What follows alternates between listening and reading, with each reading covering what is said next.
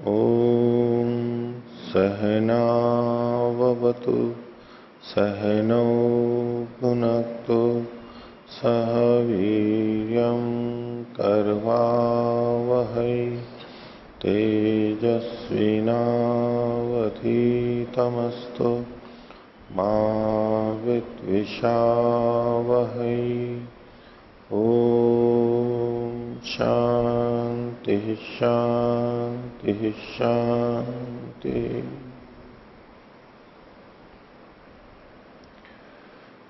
मीमांसा दर्शन की 337वीं कक्षा मीमांसा दर्शन के 9वें अध्याय का प्रथम पाठ चल रहा है और उसके दूसरे अधिकरण को हम देख रहे थे। इसमें तीसरे सूत्र तक की एक व्याख्या इन्होंने यहां पर कर दी थी। इसी की दूसरी और व्याख्या आगे चलेगी। तो पिछले पाठ में से किन्हीं को कुछ पूछना है तो पूछ सकते हैं। हाँ, आचार्यवर्य पृष्ठ संख्या 21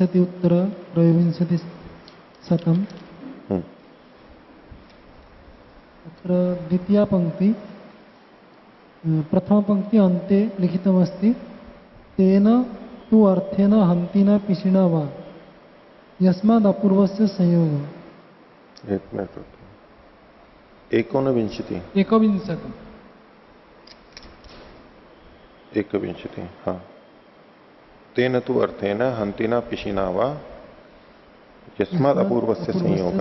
हाँ, अत्र हन्तिना पिशिना अत्र दृष्ट प्रयोजनमेव वर्तते। अपूर्वेण संबंध कथं भवति? उसको अपूर्वोत्पादक माना गया है।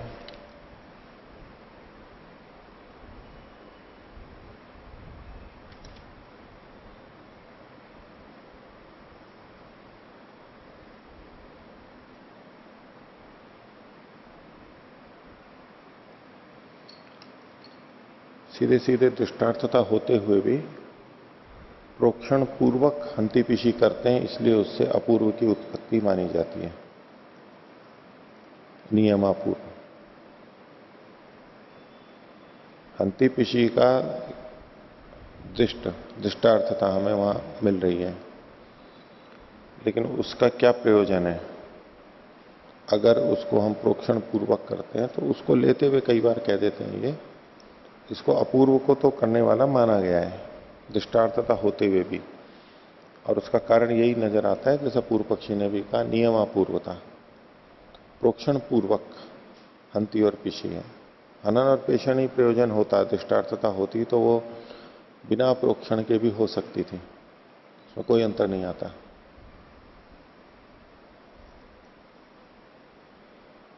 हाँ, और कोई? अग्रे तृतीया पंक्ति। हाँ, अपूर्व साधन विशेष कारितः। तो अपूर्व साधन विशेष अपूर्व से साधनम वा किम अत्र समकोयम। अपूर्व साधन विशेष के द्वारा, अपूर्व के साधन विशेष के द्वारा कारित संबंध होता है। अपूर्व तो आप जानते ही हैं, अपूर्व का जो साधन हो जिससे अपूर्व उत्पन्न होता है, और वो साधन विशेष, कोई साधन विशेष प्रकार का साधन जो कि अपूर्व को उत्पन्न करता है। तो अपूर्व के साधन विशेष से कारित किया गया कारितः संबंधः कौन सा है? वो प्रोक्षण संस्कारेण। एक प्रोक्षण संस्कार रूप अपूर्व के साधन विशेष से कारित ये संबंध है। प्रोक्षण संस्कार को ही ये साधन विशेष के रूप में प्रस्तुत कर रहे हैं। वाक्य रचना थोड़ी उस तरह की है, लेकिन यहां प्रोक्षण संस्कार को अपूर्व का साधन विशेष मान रहे हैं। प्रोक्षण संस्कार अत्र तृतीय विभक्ति वर्तते अपूर्व साधन विशेष कारित प्रथमांतम वर्तते। हाँ, अपूर्व साधन विशेषेण कारितः, यहां तृतीय लेंगे। प्रोक्षण संस्कारेण अपूर्व संस्कार विशेषेण कारितः संबंधः। हाँ, इस तरह से और तो कोई अर्थ नहीं समझ में आता है। न हंति पिशी कारिता, प्रोक्षण संस्कार से कारित ये संबंध है, न कि हंति पिशी कारित। और वो प्रोक्षण संस्कार कैसा है? अपूर्व साधन विशेष कारित है। हाँ। ओ आचार्य जी, ये जो भाष्य की तीसरी पंक्ति अभी जो बता रहे थे, इसका अर्थ मुझे ऐसे समझ में आ रहा है कि जो प्रोक्षण है, प्रोक्षण का हंति पीसी के साथ में जो संबंध है वो अपूर्व साधन विशेष होने के कारण से उनके साथ में संबंध जुड़ रहा है, न कि हंति पीसी होने के कारण से संबंध जुड़ रहा ठीक है, उस तरीके से कहना चाह रहे हैं। ठीक बात है।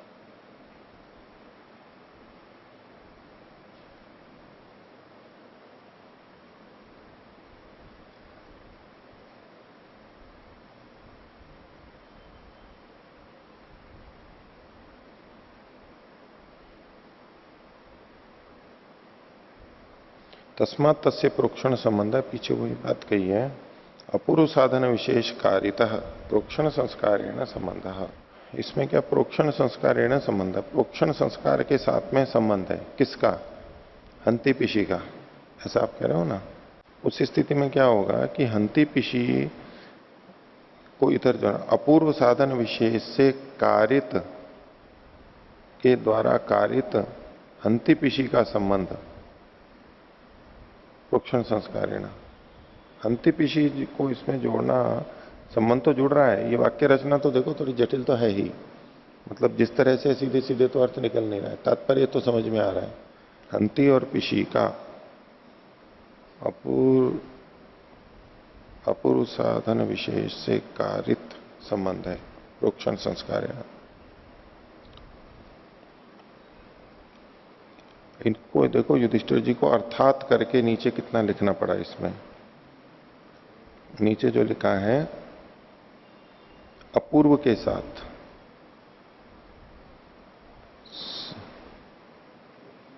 अपूर्व के साथ साधन विशेष कारित, अपूर्व मतलब ये अपूर्व के साथ लिख रहे हैं।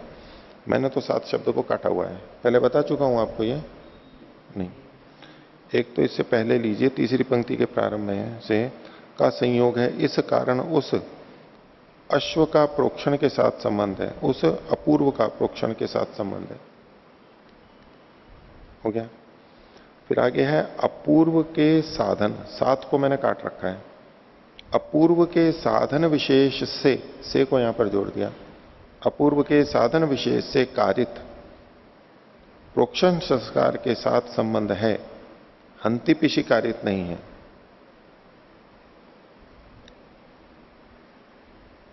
अर्थात साधन विशेष से उत्पन्न होने वाले अपूर्व के साथ प्रोक्षण संस्कार का संबंध है, अपूर्व के साथ में। इसको फिर खोल रहे हैं ये बराबर करके, प्रोक्षण रूप संस्कार विशेष से, ये प्रोक्षण रूप संस्कार विशेष है, उससे अपूर्व उत्पन्न होता है, इसलिए प्रोक्षण संस्कार से अपूर्व संबद्ध होता है। अवहनन पेषण कारित प्रोक्षण का संबंध नहीं है। संबंध तो ये अपूर्व से ही जोड़ रहे हैं, प्रोक्षण का संबंध हंति पिशी से नहीं, अपूर्व से जोड़ रहे हैं। और वो संबंध प्रोक्षण का सीधे है, हंति पिशी कारित नहीं है। ये हंति पिशी से जुड़ा है, इसलिए प्रोक्षण का अपूर्व से संबंध है, ये कहना चाहते हैं। ठीक है। वो आप जो कह रहे हो, आप प्रोक्षण का संबंध हंति पिशी से जोड़ते हुए बोल रहे हो कि प्रोक्षण का हंति पिशी से जो संबंध है वो सीधे नहीं है, यानी हंति पिशी प्रयोजक नहीं है। और हंति पिशी से जो संबंध है वो अपूर्व के उत्पादन होने के कारण से उसके माध्यम से है। आपका कथन ये है। यहां जिस तरह से दूसरा व्याख्या है वो ये कि प्रोक्षण का अपूर्व से सीधा संबंध है, न कि हंति पिशी से।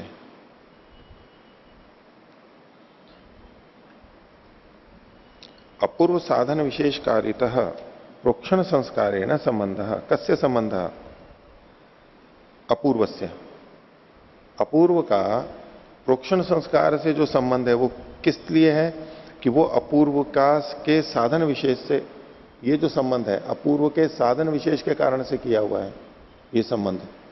चूंकि प्रोक्षण अपूर्व का साधन विशेष है, इसलिए अपूर्व के साथ में प्रोक्षण संस्कार का संबंध किया गया है, न कि हंति पिशी कारित यानी हंति पिशी के माध्यम से। हंति पिशी के माध्यम से अपूर्व के साथ में जो संबंध है वो परंपरा से नहीं है। पीछे की पंक्ति एक बार फिर देखिए। तो शब्द पक्षम व्यावर्तयति न तो एतद अस्ति हंति पिशी प्रयुक्तम प्रोक्षणमिति। सिद्धांत पक्ष हो गया। तेन तु अर्थेन हंति पिशिना वा यस्मात् अपूर्वस्य संयोग है तस्मात् तस्य प्रोक्षण संबंध। हंति और पिशी के द्वारा माध्यम से चूंकि अपूर्व का संयोग होता है,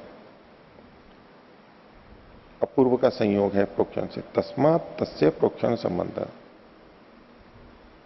अपूर्व का चूंकि हंति पिशी से संयोग है इसलिए अपूर्व का प्रोक्षण से भी संबंध है। ठीक है, तो अपूर्व का प्रोक्षण से संबंध है और अपूर्व का हंति पिशी से भी संयोग संबंध है। तब इसमें ये बात आएगी कि हंति पिशी का अपूर्व से संबंध है तो प्रोक्षण का अपूर्व से जो संबंध है वो सीधे है अथवा हंति पिशी के माध्यम से है। दो पक्ष बनेंगे, तो उसके विषय में समाधान कर रहे हैं। अपूर्व साधन विशेष कारित है प्रोक्षण कारेण प्रोक्षण संस्कारेण संबंध न हंति पिशी कारित है। कथम हंति पिशी निष्प्रयोजन हंति पिशी यदि तत्प्रयुक्तम प्रोक्षणम तदपि निष्प्रयोजनम अतो न तत्प्रयुक्तम। ये देखना पड़ेगा ये संबंध प्रोक्षण संस्कार के साथ में संबंध कहा जा रहा है तो किसके साथ में संबंध कहा जा रहा है, और वो ही संबंध पूरे वाक्य में लगेगा दोनों जगह।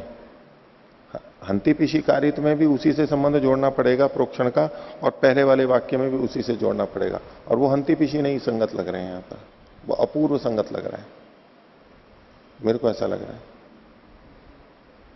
प्रोक्षण संस्कार का अपूर्व के साथ जो संबंध है वो अपूर्व के साधन विशेष होने के कारण से है, न कि हंति पिशी के माध्यम से। ठीक है, और विचार लेना। हाँ, और कोई? हाँ,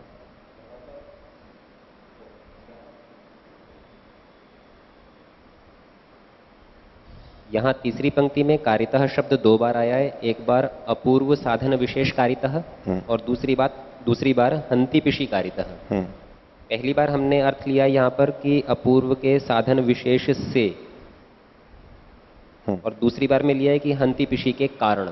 नहीं, हंति पिशी के द्वारा।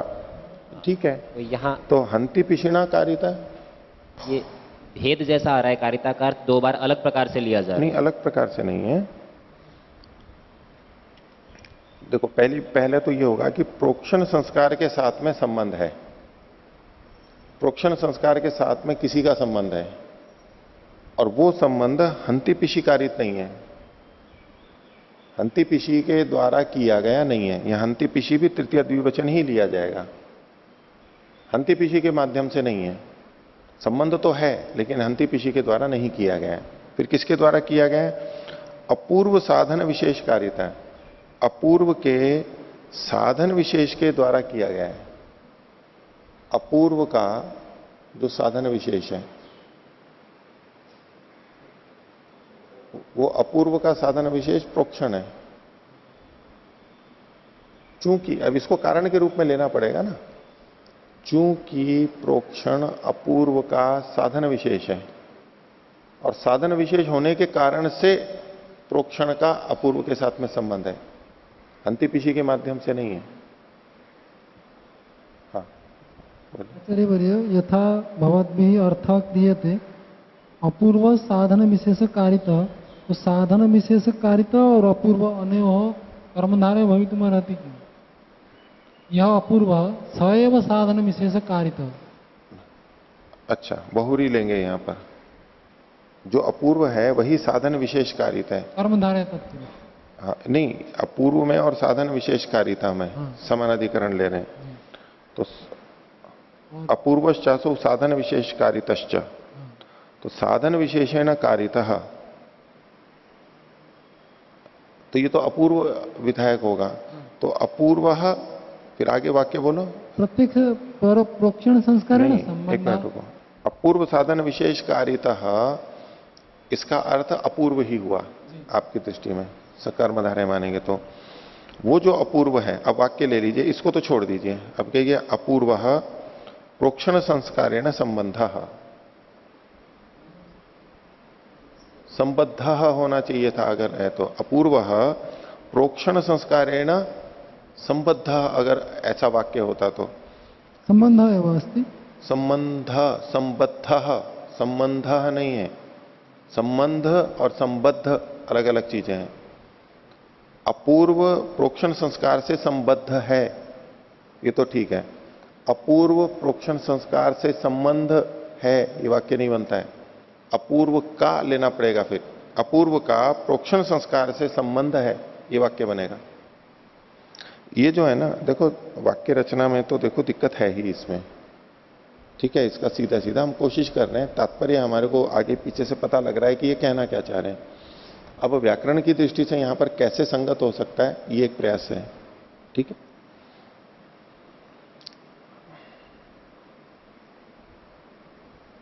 मैं जो लगा रहा था अपूर्व और साधन, अपूर्व का साधन षष्ठी तत्पुरुष, और वो साधन और विशेष तो एक ही हो गया, साधन विशेष। अपूर्व का जो साधन विशेष, तेन कारितः कह संबंध,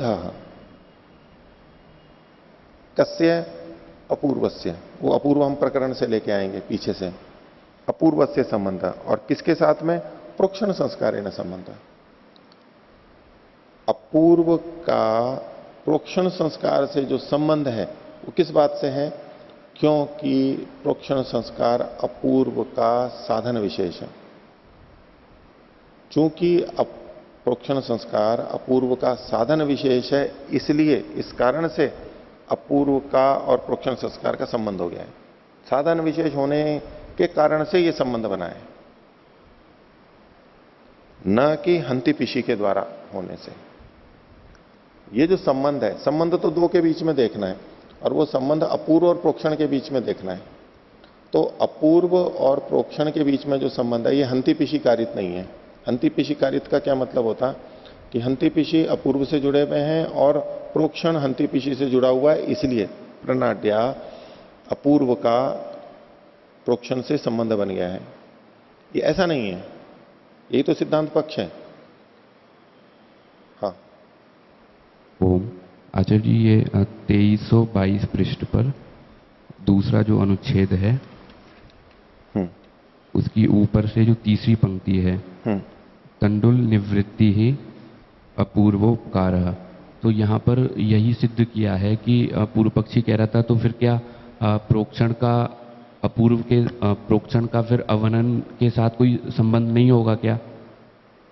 तो फिर सिद्धांति ने कहा कि होगा, और वो जो अवनन है उससे तुष निष्कासन होगा, और वो जो तंडुल की जो निवृत्ति है उससे फिर अपूर्व बनेगा। तो इस तरह से होते हुए फिर वो अपूर्व के साथ प्रोक्षण का संबंध होगा।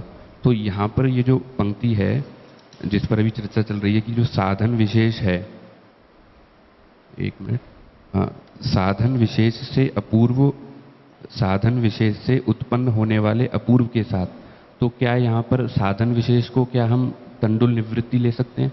नहीं,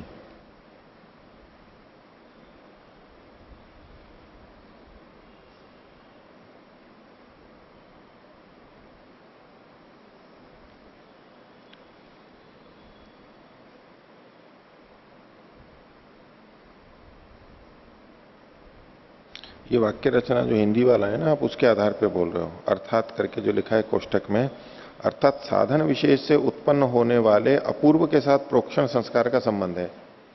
इसमें आप तीन चीज देख रहे हो, एक साधन विशेष अलग है, और एक अपूर्व अलग है, और प्रोक्षण संस्कार अलग है। कि प्रोक्षण संस्कार का तो अपूर्व से संबंध हो रहा है, और वो साधन विशेष के कारण से हो रहा है। वो साधन विशेष कोई और होगा।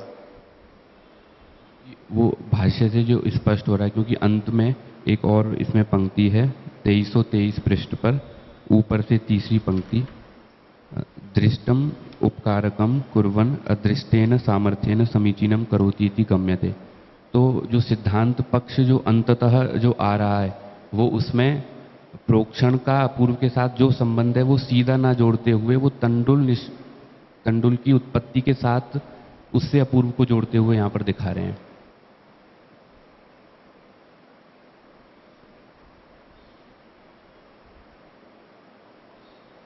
ये अदृष्ट के सामर्थ्य से उससे जुड़ रहा है ना, तो अपूर्व उसके माध्यम से जुड़ रहा है सीधे।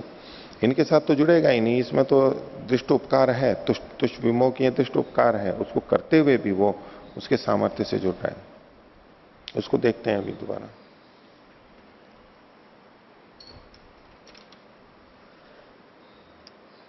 इसको फिर से देखिए, जो रविशंकर जी पूछ रहे थे 2322 पृष्ठ पर, इसी को प्रारंभ से देखिए।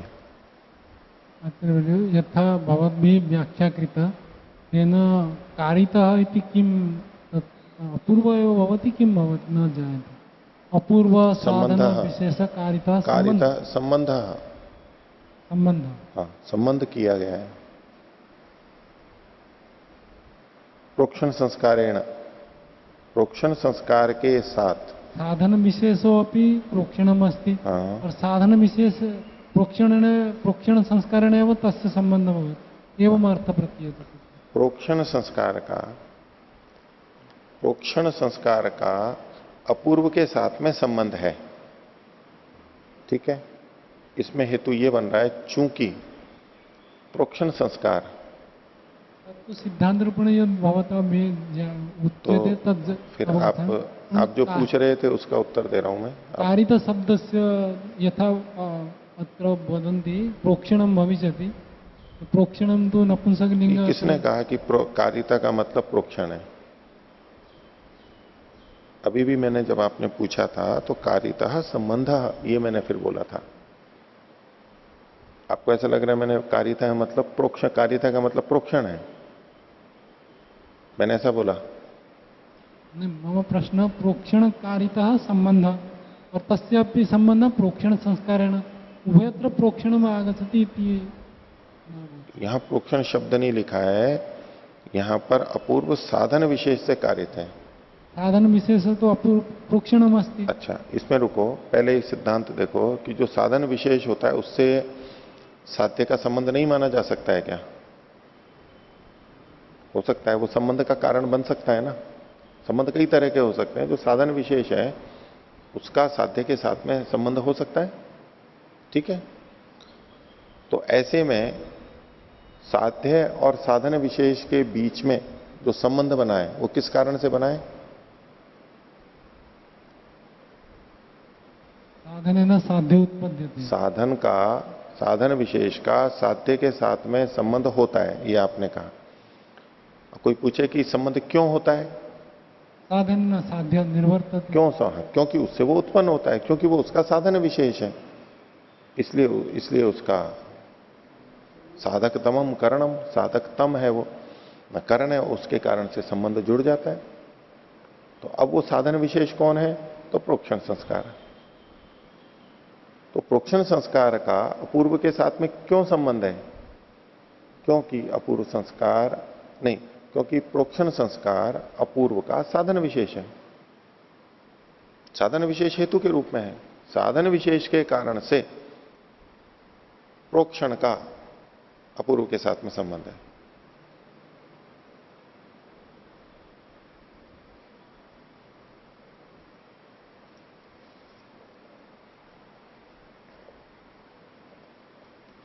इसमें जो आप लोगों को स्पष्टता है, इसको पूरे अनुच्छेद को इसके आगे का बात में फिर से देख लीजिए। 2322 पर देखिए। अथ उच्यते, पूर्व पक्षी कह रहा है, यदर्थम हंति पिशी उपादीयते तत्प्रोक्षण संबंध शक्नुतः कर्तुम। तो जिसके लिए हंति पिशी का ग्रहण किया वह प्रोक्षण संबद्ध, प्रोक्षण से संबद्ध जो हंति पिशी हैं उनके द्वारा ही किया जा सकता है। जिसके लिए हंति पिशी का ग्रहण किया गया, यानी अपूर्व के लिए, पूर्व पक्षी के अनुसार, तत्प्रोक्षण संबद्ध शक्नुतः कर्तुम, उन दोनों को प्रोक्षण के साथ में संबद्ध कर सकते हैं, उन दोनों को, हंति पिशी को। नान्यथा इति, दूसरी तरह से यूं की है कि तत् मतलब वह जो अपूर्व है वो प्रोक्षण से संबद्ध होता हुआ ही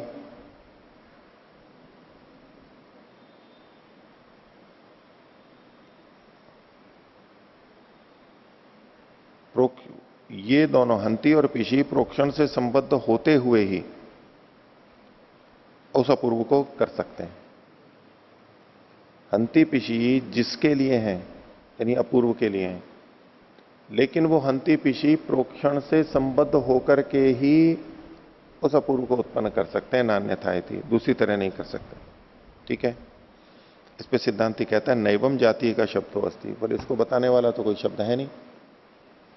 पूर्व पक्षी कह रहा है तत्राह अयमेव शब्द एतम अर्थम अभिवदति, यही शब्द इसको कह रहा है। कैसे? प्रोक्षिताभ्याम अवहंती प्रोक्षिताभ्याम पिनष्टि इति, इन्हीं से पता लग रहा है। यद हंति पिशिभ्याम क्रियते, जो कुछ भी हंति पिशे से किया जा रहा है, क्या किया जा रहा है? अपूर्व की बात है यहां पर, अपूर्व किया जा रहा है। यद हंति पिशिभ्याम क्रियते तत्प्रोक्षण संबद्धाभ्याम इति, वो प्रोक्षण से संबद्ध उन हंति पिशी के द्वारा किया जा रहा है, अपूर्व। हंति पिशी कार्येण प्रोक्षणम संपद्यते, तो हंति पिशी के द्वारा क्या किया जा रहा था? अभी तक जो हम देख रहे हैं, यदर्थम हंति पिशी, जिसके लिए हंति पिशी है, और यद्धि हंति पिशिभ्याम क्रियते, हनन और पेशन के द्वारा क्या किया जा रहा है? यद्धि, अपूर्व किया जा रहा है। तो तत्प्रोक्षण संबद्धाभ्याम इति हंति पिशी कार्य, अब ये जो हंति पिशी का कार्य है वो क्या आएगा? अपूर्व ही आएगा। ये हंति पिशी का कार्य कौन आएगा? अपूर्व आएगा। इति हंति पिशी कार्येण सह, इस प्रकार हंति पिशी के कार्य के साथ, यानी अपूर्व के साथ प्रोक्षणम संबद्धते, प्रोक्षण संबद्ध हो जाता है परंपरा से, साक्षात नहीं। ये पूर्व पक्षी का कथन है, और पूर्व पक्षी हंति पिशी से अपूर्व की उत्पत्ति मान रहा है, और वो प्रोक्षण से युक्त होते हुए मान रहा है, तो इसलिए प्रोक्षण को भी उससे जोड़ लिया है इसने, अपूर्व से, लेकिन हंति पिशी के माध्यम से जोड़ा है। तो हंति पिशी कार्य न प्रोक्षणम संबद्धते, प्रोक्षण अब किससे जुड़ गया? हंति पिशी के कार्य के साथ जुड़ गया। न ताभ्यामिति, सीधे सीधे उनसे नहीं जुड़ेगा, उनके माध्यम से वहां पर पहुंच गया। न ताभ्याम इति, ताभ्याम तो हंति पिशी ही लेना पड़ेगा हमारे को, ठीक है, कि केवल हंति पिशी से ही नहीं जुड़ा हुआ है वो प्रोक्षण जो है, वो केवल हंति पिशी से नहीं जुड़ा हुआ है। हंति पिशी से जुड़ता हुआ वो अपूर्व से जुड़ जाएगा। न ताभ्याम इति को मैं ऐसे कर रहा हूं कि केवल उनके द्वारा नहीं जुड़ेगा, केवल उनसे नहीं जुड़ेगा।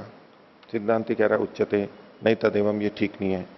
यदि यद हंति पिशिभ्याम क्रियते, जो हंति पिशी के द्वारा किया जा रहा है, सिद्धांति कह नहीं रहा है, वो तो उनको, सिद्धांति तो हंति पिशी को अनर्थक मान रहा है, वहां पर दृष्टार्थ था, इसलिए अपूर्व उत्पादक नहीं मान रहा है सीधे सीधे।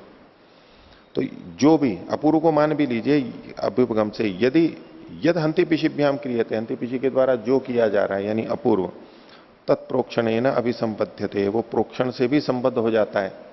तो ऐसा अगर आप कहो तो संबंध एवं प्रोक्षण से न स्यात्, प्रोक्षण का तो उस अपूर्व के साथ में संबंध ही नहीं होगा। यदि करके सिद्धांति पूर्व पक्षी की बात को रख रहा है और उसमें दोष दिखा रहा है कि प्रोक्षण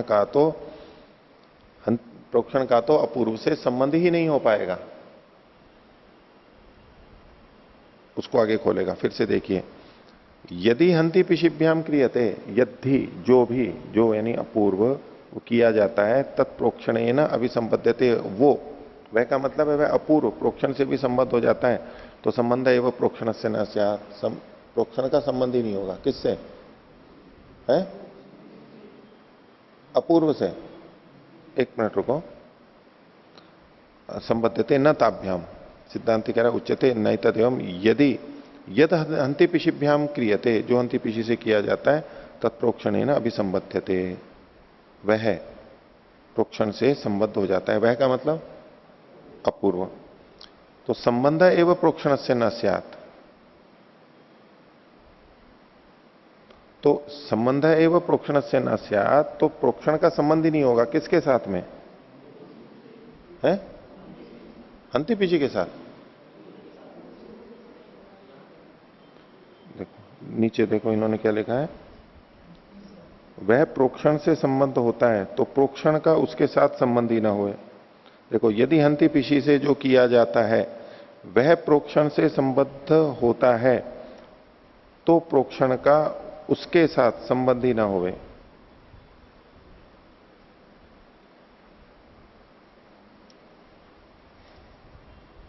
तो मैं तो देखो यहां पर अभी यही मान के चल रहा था और यही मैंने आपको बोला था, संबंध एवं प्रोक्षणस्य न स्यात्। तो इस स्थिति में देखो अपने को उल्टा क्यों लग रहा है कि अगर हंति पिशी के द्वारा जो किया जाता है वह प्रोक्षण से संबद्ध हो जाएगा तो आप ये सोच रहे हैं भाई प्रोक्षण का अपूर्व से संबंध हो जाएगा, तो प्रोक्षण का हंति पिशी से संबंध नहीं हो सकता है। तो संबंध एवं प्रोक्षण से न स्यात्, प्रोक्षण का अपूर्व से संबंध नहीं हो सकता है, ऐसा मैं मान करके बोल रहा हूं। और उसमें हेतु मैंने पहले का लिख रखा है अविद्यमानत्वात्, विद्यमान ना होने से। क्योंकि जिस समय हंति पिशी है प्रोक्षण तो हो चुका पहले, क्रम ये क्रम मानेंगे ना प्रोक्षण हुआ, फिर हंति पिशी हुए और फिर अपूर्व हुआ। आगे देखो, यदि ताभ्याम अभिनिर्वर्त्यते, जो उन दोनों के द्वारा उत्पन्न किया जाता है, ये फिर जो है वो कौन है, अपूर्वी है। यदि ताभ्याम अभिनिर्वर्त्यते किम अपरम तत्प्रोक्षणम अभिनिर्वर्तयेत, तो फिर अपरम तत् अपरम ये द्वितीय विभक्ति का एक वचन है। उस दूसरे को, वो कौन है जिस दूसरे को प्रोक्षण उत्पन्न करेगा। यदि हंति पिशी से अपूर्व बन रहा है, हंति पिशी से प्रोक्षण जुड़ रहा है, और प्रोक्षण का यदि आपने अपूर्व से संबंध जोड़ दिया तो अपूर्व किस दूसरे अपूर्व को उत्पन्न कर रहा है, क्योंकि हंति पिशी ने भी तो अपूर्व उत्पन्न किया था, हंति पिशी ने अपूर्व को उत्पन्न किया। और परंपरा से पूर्व पक्षी मान रहा है कि प्रोक्षण भी अपूर्व को उत्पन्न कर रहा है, तो वो अपूर्व दूसरा होना चाहिए कि वो प्रोक्षण किस दूसरे अपूर्व को उत्पन्न करेगा, दूसरा तो कोई है ही नहीं, ये दूसरे अपूर्व को की बात माननी पड़ेगी। अगर यूं मानते हैं कि प्रोक्षण हंति पिशी से जुड़ा और अपूर्व बना, ये तो फिर सीधा हंति पिशी से हुआ है, एक ही अपूर्व बना है, या दूसरे अपूर्व की बात है। तो संबंध एवं प्रोक्षण से न स्यात्, प्रोक्षण का अपूर्व से संबंध नहीं होगा। क्यों, उसको आगे खोलना है। यदि ताभ्याम अभिनिर्वर्त्यते, जो अपूर्व उन दोनों हंति पिशी के द्वारा उत्पन्न होता है। तो प्रश्न कर रहे हैं किम अपरम तत्, वो दूसरा अपूर्व कौन सा होगा। प्रोक्षणम अभिनिर्वर्तयेत, प्रोक्षण उस दूसरे किस अपूर्व को उत्पन्न करेगा, उसी अपूर्व को उत्पन्न करेगा, ये नहीं मान रहे, क्योंकि हंति पिशी ने तो अपूर्व को उत्पन्न कर दिया है उनके हिसाब से। अब ये प्रोक्षण भी अपूर्व को उत्पन्न कर रहा है, तो कोई दूसरा अपूर्व होना चाहिए, तो वो किस दूसरे अपूर्व को उत्पन्न करेगा, ये प्रश्न उठाया। अब आगे कहते हैं, देखिए, अथ अगर आप ऐसा मानते हो कि प्रोक्षिताभ्याम अपूर्वम क्रियते इति संबंध, प्रोक्षित के द्वारा ये जो हंति और पिशी हैं, यानी दूसरा अपूर्व न मानना पड़े, एक ही अपूर्व से काम चल जाए, उसके लिए अगर आप ऐसा कहते हो तो क्या कहते हो कि ये जो हंति पिशी से अपूर्व उत्पन्न हो रहा है वो प्रोक्षित होने के बाद में हो रहा है। जब हंति पिशी प्रोक्षित हो रहे हैं तो अपूर्व बन रहा है, तो दूसरे अपूर्व को मानने की बात ही नहीं है। तो अथ प्रोक्षिताभ्याम अपूर्वम क्रियते इति, यानी वही एक, तो न तरही हंति पिशी ना हुआ, तो फिर हंति पिशी के द्वारा नहीं होगा। सिद्धांति अब यहां यह आक्षेप कर रहे हैं, अगर दोनों से को आप संबंध मान रहे हो तो दोनों से दो अलग अपूर्व मानो, और यदि एक ही है तो फिर प्रोक्षण से ही अपूर्व उत्पन्न होगा, हंति पिशी से नहीं होगा। सिद्धांत यही तो मानता है, हंति पिशी से अपूर्व नहीं उत्पन्न होता है, प्रोक्षण से होता है। तो न तरही हंति पिशी नावा, और अगर कोई कहे कि नहीं हंति पिशी से भी होता है तो उसके लिए दोष है। अथ तत्संबंधो अपि उच्यते इति, यदि उसका भी संबंध माना जाता है, हंति पिशी का भी अपूर्व से संबंध माना जाता है और प्रोक्षण का भी अपूर्व से संबंध माना जाता है, तो अनेक संबंधे वाक्यम भित्त्येता, तो फिर वाक्य भेद हो जाएगा। वाक्य तो एक ही है, और पर दो संबंध बताने के लिए वाक्य भेद करना पड़ेगा, ये दोष आएगा। तस्माद हंति पिशीभ्याम प्रोक्षणम संबध्यमानम, तो ये जो प्रोक्षण है ये हंति पिशी से संबद्ध होता हुआ, ये वाक्य से हो रहा है। वाक्य जो है प्रोक्षिताभ्याम अब हंति पिशी से जो प्रोक्षण संबध्यमान होता हुआ, संबध्यमानम अप्रयोजनम, ये अप्रयोजन हो रहा है, क्योंकि हंति पिशी का वो प्रयोजन नहीं है, ये दोष दिखा करके कहा। तो ये निष्प्रयोजन हो रहा है, वाक्य से जो संबंध जुड़ रहा है वो निष्प्रयोजन हो रहा है। इति प्रकरणात अपूर्वेण संबद्धते, इसलिए प्रकरण के द्वारा प्रोक्षण का अपूर्व से सीधा संबंध हो जाएगा। पूर्व पक्षी का यही आक्षेप था कि वाक्य से तो प्रोक्षण का हंति पिशी से संबंध है, प्रकरण से आप अपूर्व से जोड़ रहे हो, वाक्य प्रकरण से बलवान होता है। अब सिद्धांत ने यह बताया कि वाक्य से जो अर्थ निकल करके आ रहा है उसमें तो दोष आ रहे हैं। वाक्य बलवान तब होगा जब दोनों में एक तो विप्रतिषेध हो, विपरीतता आ रही हो, और वाक्य से जो अर्थ आ रहा हो वो भी संगत हो, और प्रकरण से जो अर्थ आ रहा हो वो भी संगत हो। दोनों संगत हो तो बलाबल देखा जाएगा, तब वाक्य बलवान होगा। लेकिन वाक्य से जो अर्थ आ रहा है वो उसमें दोष आ रहे हैं, और प्रकरण से जो अर्थ आ रहा है उसमें दोष नहीं आ रहे हैं। अब इनमें बलाबलता नहीं देखी जा सकती, क्योंकि वो वाक्य से वो अर्थ आ ही नहीं रहा है। दोष आने से इसलिए वाक्य वाला अर्थ ही नहीं लिया जाएगा, वो लिया भी जा रहा है तो वो अशुद्ध है, हट जाएगा, वो तो दोष के कारण से हट जाएगा। अब बलाबल नहीं देखा जा सकता है। बलाबल कब देखा जाएगा? जब दोनों निर्दोष हो, तब वाक्य बलवान होगा। यदि वाक्य में दोष दिखाई दे रहा है और प्रकरण में दोष दिखाई नहीं दे रहा है तो किसको लोगे? प्रकरण को ही लोगे। दोष रहितता मुख्य है, ऐसा करके इसने निर्णय दिया है। हाँ, यहाँ जो हम अर्थ देख रहे थे इस पंक्ति में, नीचे से चौथी पंक्ति में इस अनुच्छेद की, संबंध एवं प्रोक्षणस्य न स्यात्, और यहाँ हेतु दिया था अविद्यमानत्वात्। यदि ये प्रोक्षण अविद्यमान है और संबंध नहीं हो सकता, तो इससे अगली पंक्ति में जब कहा किम अपरम तत् प्रोक्षणम अभिनिर्वर्तयेत, तो यहाँ पर भी तो प्रोक्षण अविद्यमान है ही, यहाँ संबंध क्यों देखना चाह रहे हैं? वाक्य से सीधा, वाक्य से। भाई यहां तो अब अविद्यमान की जगह दूसरा कोई कारण आपको बोलना पड़ेगा। मैंने तो पीछे का अविद्यमान अर्थ लिखा हुआ है, कहीं से पूछा होगा या देखा होगा या उहा हुई होगी। अविद्यमान से देखा, कोई ना कोई कारण तो है। अभी संबंध क्यों नहीं होगा? संबद्ध है वो प्रोक्षण से न स्यात्, प्रोक्षण का अपूर्व से संबंध ही नहीं हो पाएगा। या तो वो परंपरा से मान रहे हैं इसलिए, लेकिन पूर्व पक्षी तो कह रहा है परंपरा से भी मान लेंगे संबंध हम। साक्षात तो नहीं होगा, परंपरा से होगा तो परंपरा से भी संबंध मान सकता है वो। या तो कहें कि साक्षात ना होने से। मैं इसमें ऐसा ही समझ रहा था कि इसको वाक्य में भी अविद्यमान कह सकते हैं। अविद्यमान जो है ना, एक तो है कि भाई दूरी के कारण, एक है कि वाक्य में विद्यमान नहीं है। वाक्य में प्रोक्षण का अपूर्व से संबंध नहीं बताया गया।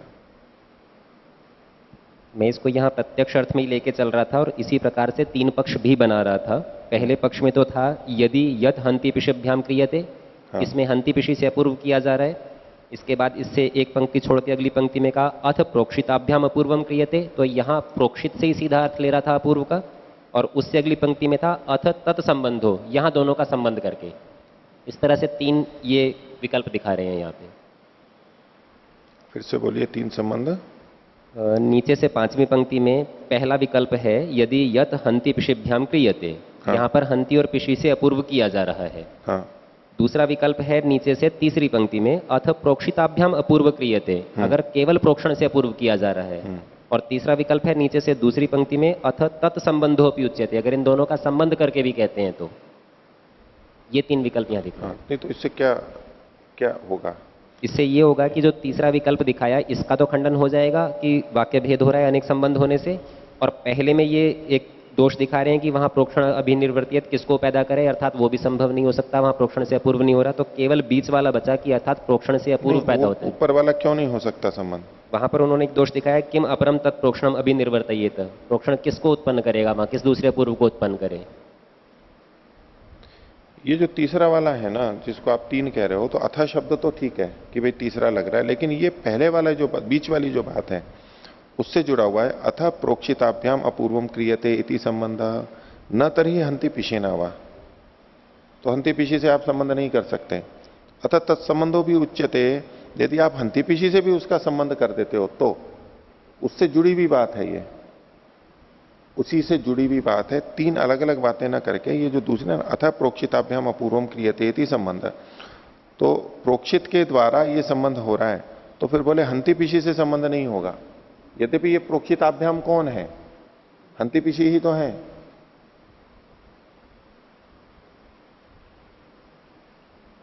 भाई प्रोक्षिताभ्याम ये द्विवचन आ रहा है, ये प्रोक्षित कौन है? हंति पिशी ही तो है। तो अंतर क्या करना पड़ेगा?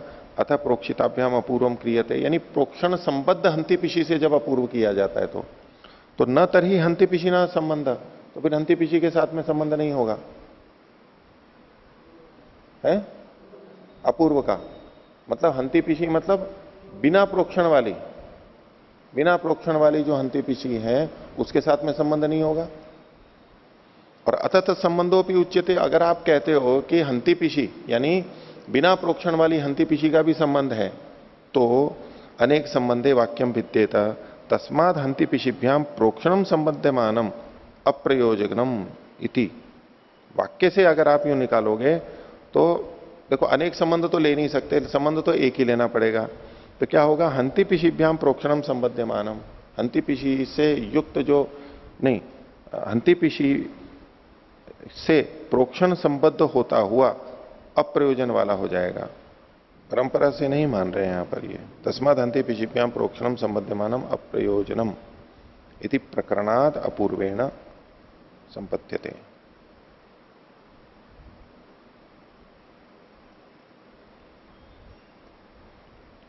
फिर से देख लीजिए एक बार ऊपर से। आचार्यवर्य अत्र किम अपरम तत्प्रोक्षणम अभिनिर्वर्तयेत, तो प्रोक्षणम अत्र मीमांसक महोदयेन द्वितीयांतम स्वीकृतम। नीचे जो लिखा है इन्होंने, हाँ।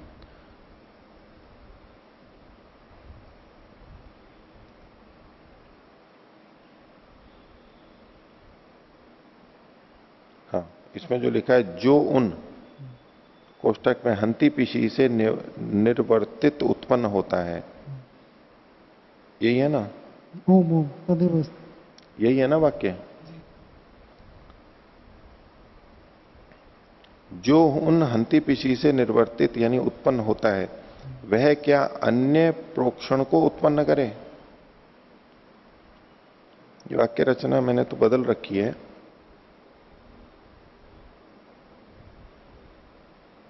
देखो इसमें अपरम को मैंने द्वितीय एक वचन मान रहा हूं, तत् को भी द्वितीय एक वचन मान रहा हूं, और प्रोक्षण जो है प्रोक्षणम उसको प्रथमा एक वचन मान रहा हूं। अभिनिर्वर्तित, प्रोक्षणम अभिनिर्वर्तित, प्रोक्षण अभिनिर्वर्तित का करता है। इन्होंने जो नीचे लिखा है वह क्या अन्य प्रोक्षण को उत्पन्न करे, यहां प्रोक्षणम में द्वितीय एक वचन मान करके अर्थ किया गया है। ठीक है, तो किम अपरम तत्प्रोक्षणम अभिनिर्वर्तित, ये जो है ना तत्, किम अपरम तत्, तत् को हम यदि अपरम के साथ में जोड़ेंगे तो द्वितीय एक वचन होगा। यदि तत् को हम प्रोक्षण के साथ में जोड़ना है तो प्रथमा एक वचन बनेगा। तो किम अपरम, किस दूसरे को यानी दूसरे अपूर्व को, तत्प्रोक्षणम वह प्रोक्षण उत्पन्न करे, ऐसे जब अर्थ करेंगे तो तत्प्रथमा एक वचन मान के प्रोक्षण से जुड़ेगा। और किम अपरम तत्, वो दूसरा कौन सा है अपूर्व, अब यहां तत् का मतलब द्वितीय एक वचन लेके करेंगे, जिसको कि प्रोक्षणम अभिनिर्वर्तित प्रोक्षण उत्पन्न करे। वो तत् को अपरम के साथ जोड़ना ज्यादा संगत है। वो कौन सा दूसरा है, क्योंकि एक दूसरा अपूर्व आ रहा है, प्रोक्षण तो है ही, वह प्रोक्षण तो वो तो चल ही रहा है, लेकिन दोनों तरह से अर्थ किए जा सकते हैं, तत् को अपरम से जोड़ करके भी। तत्शब्दस्य तो केनापि संबंधस्य तत्र बाधा नास्ति। हाँ। प्रोक्षणम प्रथमांतम व द्वितीयांतम, अनेन द्वितीयांतम। मैं इन्होंने द्वितीयांत लिखा है, मैं तो प्रथमांत मान करके ही कह रहा हूं इसको। इसके नीचे का जो था इसमें मैंने ये संशोधन कर रखा है, जो उन हंति पिशी से निर्वर्तित उत्पन्न होता है वह क्या अन्य है जिसको, वह क्या अन्य है जिसको प्रोक्षण उत्पन्न करें। प्रोक्षण के बाद में जो को है उसको तो काट दिया, और अन्य के बाद में वह क्या अन्य है जिसको प्रोक्षण उत्पन्न करे। वह अन्य मतलब वह अपूर्व कौन सा है जिसको प्रोक्षण, ये नया अपूर्व कहां से लाओगे आप? दो अपूर्व की बात है, ये अगले पृष्ठ पे भी पता लगेगा। 2323 पे भी दो ही अपूर्व की बात है, वहां भी इससे पुष्टि होती है।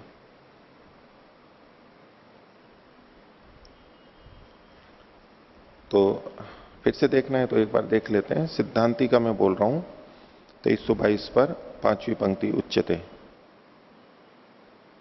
नहीं तदेवम यदि हंति पिशिभ्याम क्रियते, यदि हंति पिशी के द्वारा किया जाता है, यानी अपूर्व, कहीं भी कुछ ऐसा लग रहा है गलत असंगति है तो उसी समय रोक करके करना, दूसरे ढंग से देखें। हाँ बोलो। इसी 5वीं पंक्ति में आचार्य जी, यदि यदि हंति पिशीभ्याम क्रियते, अर्थात हाँ। अपूर्व है। अपूर्व हाँ। हंति पिशी के द्वारा किया जा रहा है, हाँ। तत्प्रोक्षणेन अभिसंबध्यते, हाँ। वह अपूर्व प्रोक्षण के साथ संबंधित होता है। हाँ। फिर अगली पंक्ति में हम ले रहे हैं कि प्रोक्षण से संबंध है न स्यात्, हाँ। तो प्रोक्षण का संबंध फिर अपूर्व के साथ न साथ, ये तो असंगत होगा, क्योंकि हमने नहीं, अभी असंगत नहीं, ये तो सिद्धांती दोष दिखा रहा है। वो पहले तो है कि यदि हंति पिशी के द्वारा अपूर्व उत्पन्न किया जाए जी और इस आधार पे प्रोक्षण के साथ में उसका संबंध हो, जी ऐसा अगर आप कह रहे हो तब तो प्रोक्षण का अपूर्व के साथ संबंध होगा ही तो नहीं। ये कैसे कह पाएगा, क्योंकि प्रोक्षण का जब अपूर्व के साथ संबंध हो रहा है तो ये पूर्व पक्षी की बात को कह रहा है ना, अभ्युपगम से बोलते हुए निषेध कर रहा है। नहीं, ऐसे करूं मैं आचार्य जी, जैसे इन्होंने कहा कि हंति पिशी से तो अपूर्व किया हाँ। और अपूर्व संबंधित हो गया प्रोक्षण के साथ, कैसे हुआ? परंपरा से। परंपरा से। हाँ। तो अपूर्व का फिर प्रोक्षण के संबंध जो नहीं होगा, ये कैसे कहेंगे? हाँ, अगर आप परंपरा से मान रहे हो संबंध, तो इस तरह से तो अपूर्व का, इस तरह तो प्रोक्षण का अपूर्व के साथ संबंध होगा नहीं। तब आप ये नहीं कह सकते कि ये प्रोक्षण अपूर्व प्रयोजक है, अपूर्व का अपूर्व प्रोक्षण का प्रयोजक है, आप ये नहीं कह सकते। फिर सीधे संबंध नहीं जुड़ सकता मतलब उससे। यहाँ जो यदि हंति पिशी के द्वारा अपूर्व और प्रोक्षण को परंपरा संबंध को नकार रहा है, ये सिद्धांत परंपरा से परंपरा संबंध को सिद्धांती नकार रहा है। अगर आप परंपरा से मान रहे हो, दिक्कत ये है जी। क्योंकि पूर्व पक्षी ने तो कहा ही था, सिद्धांत ने कहा था व्यर्थ हो जाएगा, नहीं बोले इस माध्यम से हो जाएगा। लेकिन अगर परंपरा से मान रहे हैं तो अब अपूर्व को प्रोक्षण का प्रयोजक नहीं कह सकते, अगर परंपरा से मान रहे हैं तो। जबकि सिद्धांत यह कहना चाहता है कि प्रोक्षण का प्रयोजक अपूर्व है, हंति पिशी नहीं है, यद्यपि उससे जुड़ा हुआ है, यद्यपि प्रोक्षण हंति पिशी से जुड़ा हुआ है, वहीं किया जा रहा है, लेकिन फिर भी हंति पिशी प्रोक्षण के प्रयोजक नहीं है, अपूर्व उसका प्रयोजक है। बस यही तो भेद है इनमें।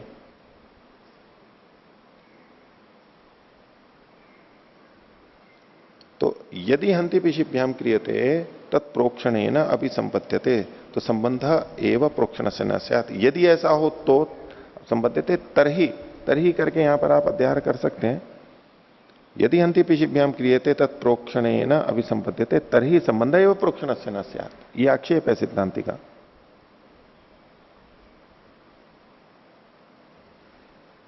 आगे, यदि ताभ्याम अभिनिर्वर्त्यते, जो उन दोनों के द्वारा उत्पन्न होता है, ये पूर्व पक्षी के मत में ही बोल रहा है, हंति पिशी के द्वारा जो उत्पन्न हो रहा है,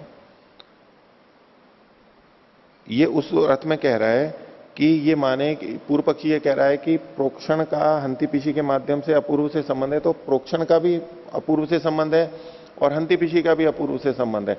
उस स्थिति में सिद्धांति कह रहा है कि हंति पिशी ने तो अपूर्व को उत्पन्न किया, अब जो प्रोक्षण अपूर्व से जुड़ा हुआ आप कह रहे हो, वो किस दूसरे अपूर्व को उत्पन्न कर रहा है जिसके साथ प्रोक्षण का संबंध है। तो यदि ताभ्याम अभी निर्वर्त्यते, जो उन दोनों से उत्पन्न होता है, किम अपरम तत्, वो दूसरा कौन सा है? हंति पिशी से, या तो आप यूं हंति पिशी से जो उत्पन्न हो रहा है उससे भिन्न, किम अपरम तत् प्रोक्षणम अभिनिर्वर्तयेत, प्रोक्षण उस दूसरे किस अपूर्व को उत्पन्न करेगा। आगे यहां तक खंडन कर दिया उसका। अतः प्रोक्षिताभ्याम अपूर्वम क्रियते इति संबंध, अगर आप ये कह रहे हो, अब ये परंपरा वाला कह रहे हैं। हाँ, ये यदि ताभ्याम निर्वर्त्यते, तो ताभ्याम को केवल आभ्याम हंति पिशीभ्याम ले केवल सकते हैं। आभ्याम, केवल आभ्याम हंति पिशीभ्याम, केवल हंति पिशी की बात है ये। क्योंकि जो अगला आ रहा है ना, अथ प्रोक्षिताभ्याम अपूर्वम क्रियते इति संबंध है, ये प्रोक्षण सहित हंति पिशी की बात की जा रही है। ये जो ताभ्याम है, यदि ताभ्याम केवलाभ्याम,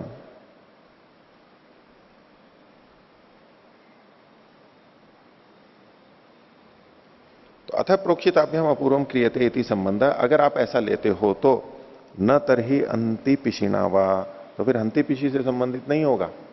ये सिद्धांति अपना पक्ष है, क्योंकि हंति पिशी नहीं, प्रोक्षण से जुड़ने पे हो रहा है, तो प्रोक्षण के कारण से हो रहा है, वो इस तरह से बोल रहे हैं। और अगर कहो अथ तत्संबंधो भी उच्यते इति, यदि उनका संबंध भी वहां पर जोड़ रहे हैं, अब यहां तत् का मतलब आप अगर हंति पीछी भी ले रहे हैं तो भी चलेगा कि प्रोक्षण का तो संबंध है अपूर्व से, हंति पीछी का नहीं है, तो या तो हंति पीछी का तो उनसे संबंध है और प्रोक्षण का भी अपूर्व से संबंध है, तो अतः संबंधों भी उच्यते इति अनेक संबंधे वाक्यम भिद्येता, तो अनेक संबंध को बताने के लिए वाक्य भेद करना पड़ेगा। इस वाक्य से तो दो संबंध आ नहीं सकते, ये दोष दिखा दिया। तस्मात, इस कारण से हंति पिशिभ्याम प्रोक्षणम संबध्यमानम, यदि, अब ये भी पूर्व पक्षी के मत से ही है कि हंति पिशी से प्रोक्षण का अगर आप संबंध कर रहे हो तो, क्योंकि पूर्व पक्षी प्रोक्षण का हंति पिशी से संबंध कर रहा था और वो कहता है तो वाक्य से ही हो जाता है, जैसे ऊपर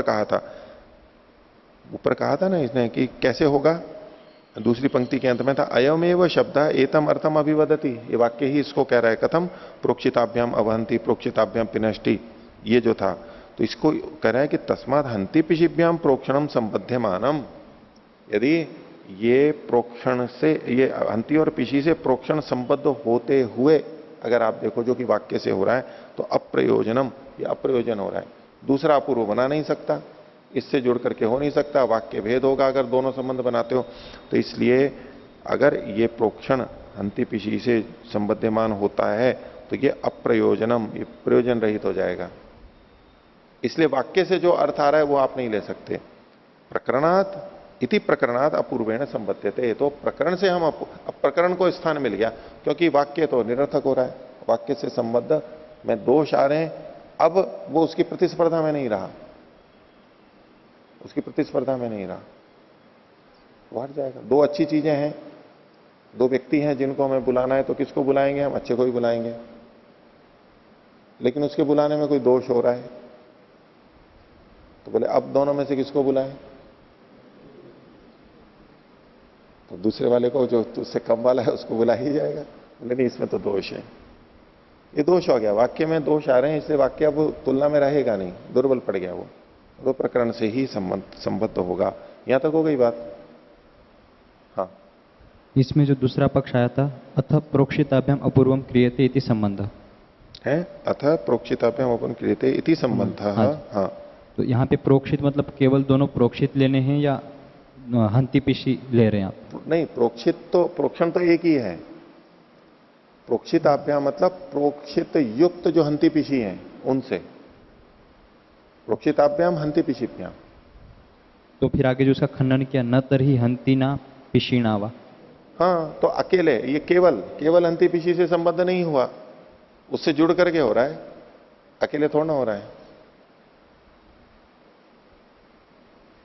भाई मैं राष्ट्रपति के पास में जा रहा हूं, ठीक है, और मान लो मेरा प्रधानमंत्री से संबंध है, तो प्रधानमंत्री के साथ साथ मैं अंदर चला गया, अब प्रधानमंत्री नहीं हो तो मैं नहीं जा पा रहा हूं,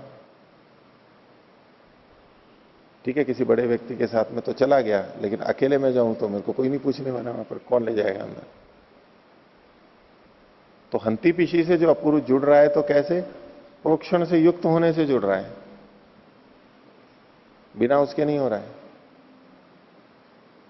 तो केवल और प्रोक्षण उससे जुड़ा हुआ लेकर के कीजिए। अगर यहाँ पे सहित मान लिया जाए कि प्रोक्षण से युक्त होकर हंति पिशी अपूर्व को उत्पन्न करेंगे, ऐसा नहीं कह रहे हैं, उसको क्यों नहीं मान रहे? क्यों नहीं मान रहे हैं? हाँ।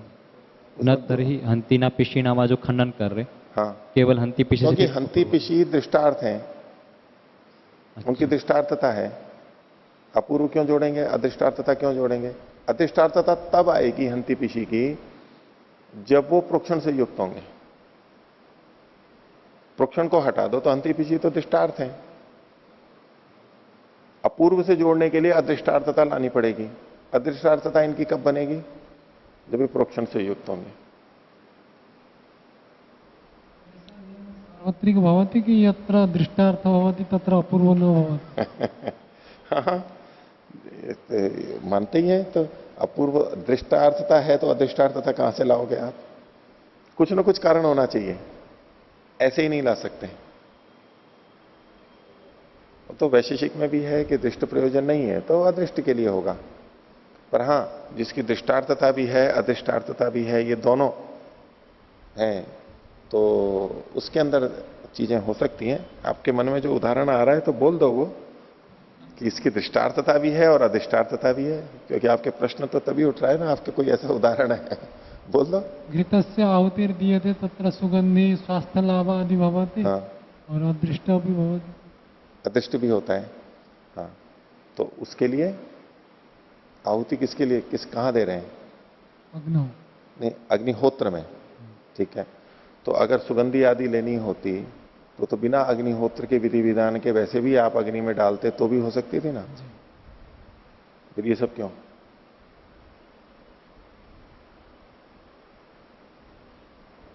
वो अपूर्व का उत्पादक होगा उसके साथ जुड़ के। पहली बात तो ये लीजिए, नित्य कर्म है। नित्य कर्म में बस प्रत्यवाय होता है, उसका फल नहीं होता है उस दृष्टि से देखो तो, इसलिए उसमें अपूर्व की बात ही नहीं है। पहला उत्तर तो, पर यदि आप काम्य भी मानो और उसमें अपूर्व की उत्पत्ति भी मानो तो ये होगा कि अगर जो स्वास्थ्य लाभ आदि होना है वो तो वैसे भी हो जाता। वैसे ही आप अग्नि में कहीं भी किसी को डाल दीजिए, किसी भी समय बिना मंत्र के भी कर दीजिए तो भी हो जाता वो तो। लेकिन मंत्र पूर्वक किया जा रहा है, कुछ विधि विधान से किया जा रहा है, ये ऐसे हो गया जैसे ये प्रोक्षण है। अब उसके साथ में अपूर्व जुड़ जाएगा। अब हंति पिशी के द्वारा भी तो दृष्टता तो तभी भी है, प्रोक्षण होने के बाद भी हनन पेषण तो हो ही रहा है वहां पर, दृष्टार्थता तो है, फिर भी अपूर्व क्यों आया? प्रोक्षण जुड़ गया, इसलिए अपूर्व। इसी तरह से अग्निहोत्र में भी होगा। तब ये नहीं कहेंगे कि दोनों हैं इसकी। दृष्टार्थता होते हुए भी अदृष्टार्थता है, ऐसा आप मोटे कथन कर सकते हैं, लेकिन उसमें कुछ ना कुछ कारण है, तब होगा। नहीं तो ये प्रोक्षण व्यर्थ हो जाएगा, नहीं तो ये मंत्र पाठ और ये पूरा क्रम व्यर्थ हो जाएगा। इसका क्या प्रयोजन है? सीधे सीधे बोलते ही है ना कई जने, बोले जी वातावरण शुद्ध करना है, वृष्टि के लिए है, सुगंधी करनी है, रोगों का निवारण करना है, तो बिना उसके भी कर सकते हैं। नहीं आता है कितना प्रश्न है, हर कोई कर देता है इस प्रश्न को। तो फिर हम कहते हैं, हम दूसरी तरह से उत्तर भी देते हैं। स्वामी जी ने लिखा है कि उसमें मंत्र पाठ भी होता है, मंत्र पाठ से वेद की रक्षा होती है, परंपरा से लोग सीखते हैं, करते हैं, वो सब चीजें बोलते हैं ना।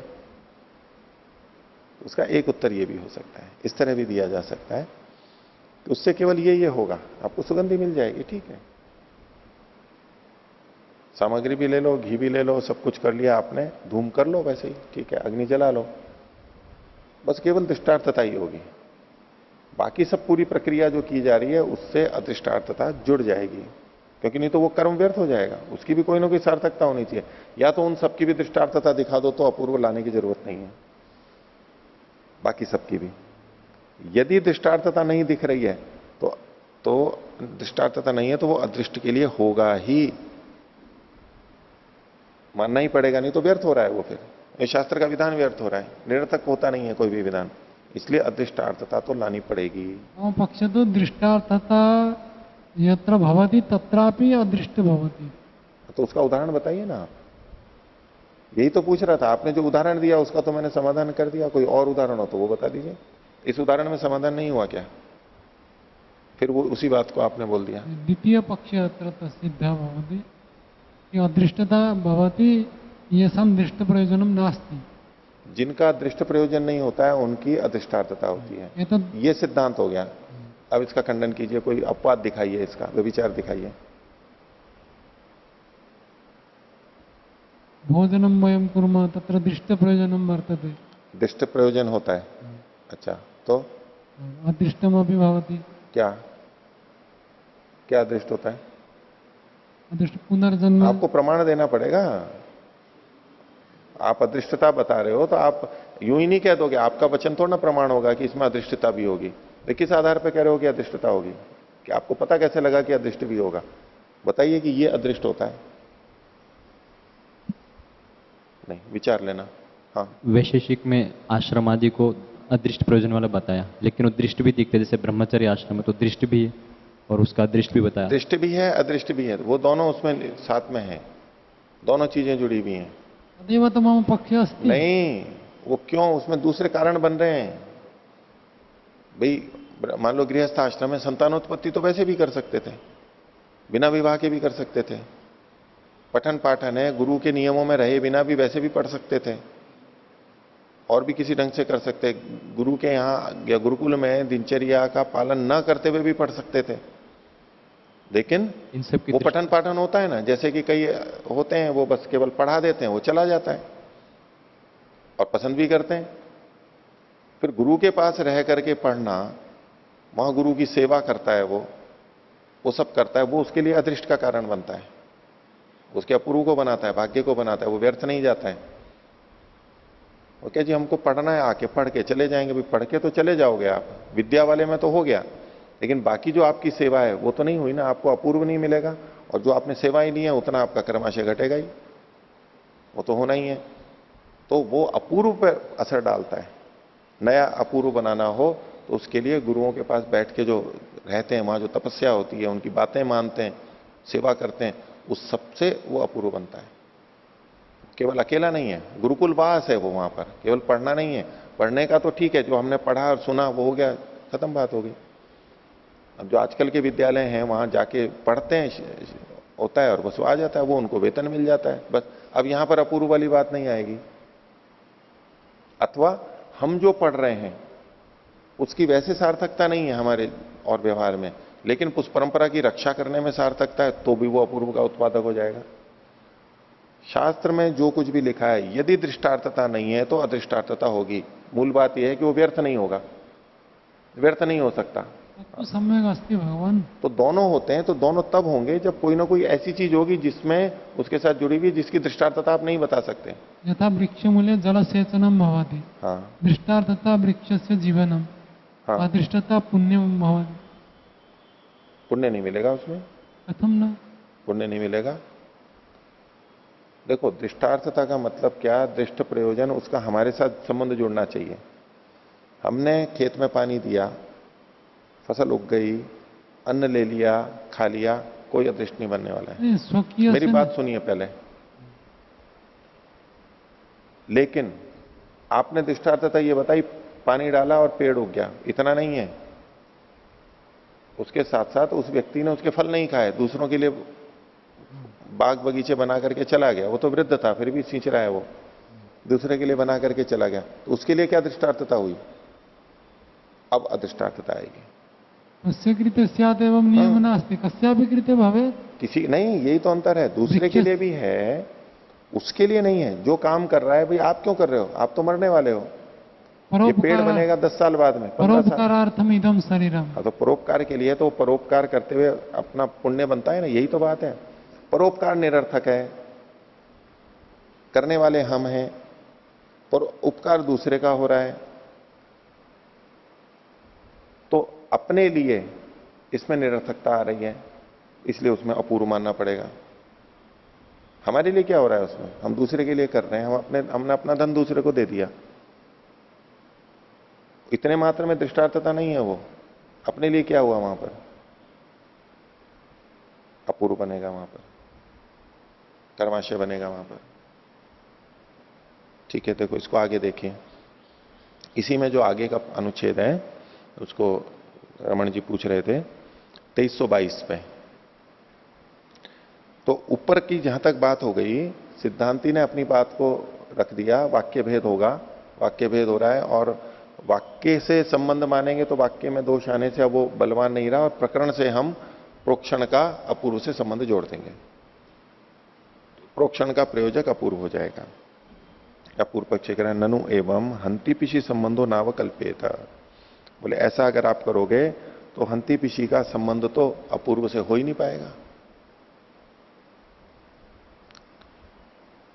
तो सिद्धांति कह रहा है अवकल्पिष्यते इति ब्रूमा, नहीं उसका भी संबंध हो जाएगा।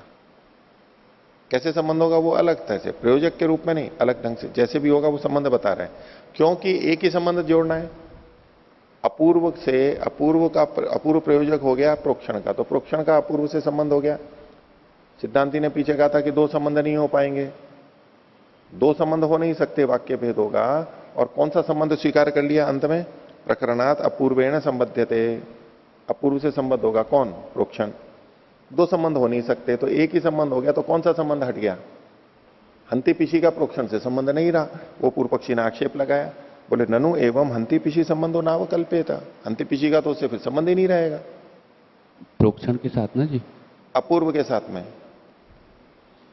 अपूर्व के साथ में। हिंदी में जी ये प्रोक्षण के साथ लिखा हुआ है। चलो उस तरह से ले आप, हंति पिशी संबंधो नावकल्पेता, ठीक है, ऐसा कर लीजिए। आगे देखते हैं दोनों में से जो भी घट जाएगा। तो प्रोक्षण का अपूर्व से संबंध हो गया, या यूं कहो अपूर्व का प्रोक्षण से संबंध हो गया, तो हंति पिशी का प्रोक्षण से संबंध नहीं हुआ, ऐसा मानेंगे तो। देखो ऐसा कथम, यह अवघातम, ठीक है ऐसा ले लीजिए, यह अवघातम प्रति यतमानस्य द्वयम निष्पद्यते। जो अवघात कर रहा है उसके प्रति जो प्रयत्न करना है अवघात के प्रति, तो दो चीजें उत्पन्न हो रही हैं, एक अवहंति रूपम और तंडुल निर्वृत्तिश्च। एक तो अवहनन हो रहा है, कूटना, और उसमें तंडुल निकल के आ रहे हैं, यानी छिलका हट रहा है। प्रणाड्या च अपूर्व भावना विशेष, और परंपरा से इससे अपूर्व की उत्पत्ति भी हो रही है। ये तीसरी बात हो गई। तंडुल निर्वृत्तिर ही अपूर्वोपकारक, तंडुल की जो निर्वृत्ति हुई ये अपूर्व की उत्पत्ति है, को करने वाली है, हंति पिशी नहीं, तंडुल की निर्वृत्ति। सो अवहंति क्रिया चिकीर्षिता, अवहनन क्रिया के द्वारा उसी को चाहा गया था कि ताकि तुष अलग हो जाए, तंडुल निकल करके आ जाए।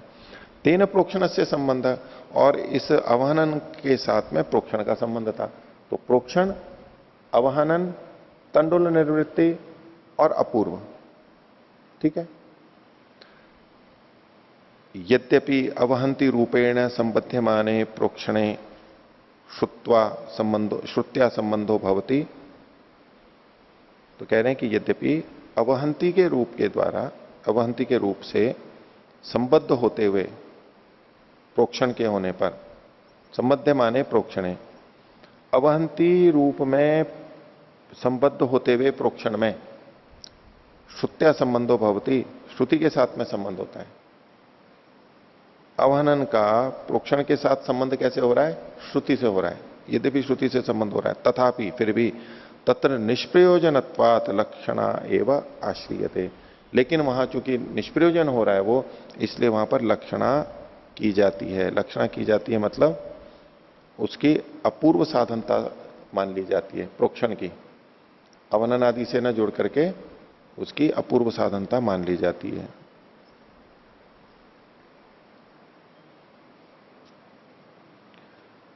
देखो यहां निष्प्रयोजनता क्या है? तथापि तत्र निष्प्रयोजनत्वात्, वहां उलूखल में या तंडुल में प्रोक्षण निष्प्रयोजन है। उलूखल से क्या करना था? अवहनन करना था, वो बिना प्रोक्षण के भी हो जाएगा। तंडुल पे करना था, तंडुल का पेषण करना है, जो भी करना है, तंडुल निर्वृत्ति बिना प्रोक्षण के भी हो जाती थी।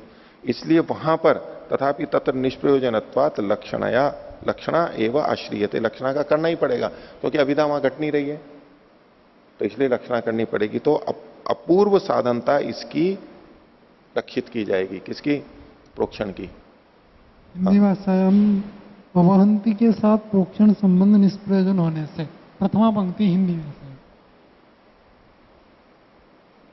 अवहंति के साथ, हाँ नीचे देखिए पहले से, यद्यपि अवहंति रूप से संबध्यमान प्रोक्षण में श्रुति से संबंध होता है, फिर भी वहां अवहंति के साथ प्रोक्षण संबंध निष्प्रयोजन होने से लक्षणा का ही आश्रय किया जाता है। तो ठीक है, अवहंति के साथ में प्रोक्षण का संबंध नहीं होगा। आप अवहंति ले लीजिए, आप उलूखल ले लीजिए, आप तंडुल ले लीजिए, कुछ भी ले लीजिए इनमें से। सूत इसमें वाक्य में तो अवहनन है, और लेकिन प्रोक्षणाभ्याम उलूखल मुसलाभ्याम अवहंति, तो प्रोक्षण सीधे सीधे तो उलूखल मुसल से जुड़ रहा है या दृश्यत उपल से जुड़ रहा है, सीधे सीधे वाक्य से, लेकिन फिर भी ये हंति पीछी से ही जोड़ करके बोल रहे हैं। ठीक है, उससे जोड़ सकते हैं थोड़ी लक्षणा करके। हाँ आचार्य जी, ये 22वें पृष्ठ पर अंत में जो तेन प्रोक्षण से संबंध है, तो यहाँ तेन से किसको ले रहे हैं जी? अवहंति क्रिया से, अवहंति क्रिया के साथ में प्रोक्षण का संबंध है। तंडुल निर्वृत्ति क्रिया के साथ में तो वो बल्कि मना कर रहा है सिद्धांती है, अवहंति के साथ तो सिद्धांती मना कर रहा है कि नहीं है संबंध श्रुति से आगे चल के। अभी ये परंपरा से बता रहा है ना, इसी तरह तो बता रहा है। देखो प्रणाली से संबंध होगा, तंडुल निर्वृत्ति अपूर्व के उपकारक है, यानी सबसे पहले अपूर्व, उससे पहले तंडुल निर्वृत्ति। सो अवहंति क्रिया चिकीर्षिता, तंडुल जो है वो अवनन क्रिया से चाहा गया है कि अवनन से हम तंडुल निकालेंगे। अब तेन अवहंती क्रिया से, अवहंती कर्म से प्रोक्षण का संबंध है, उसके साथ में प्रोक्षण का संबंध है। इन्होंने एक जगह उस तंडुल निवृत्ति के साथ में, ठीक है, लेकिन इन्होंने तंडुल निवृत्ति लिखा है, तंडुल निवृत्ति लिखा है ये तो इन्होंने। सो अवंती क्रिया, क्रिया जो है ना स्त्रीलिंग है, तो तेन के कारण से ये ऐसा कर रहे होंगे। तेन अवहंतिना, या तो अवंती लें, क्रिया विशेषण हटा करके करें, तंडुल निवृत्ति की जगह अवहंती।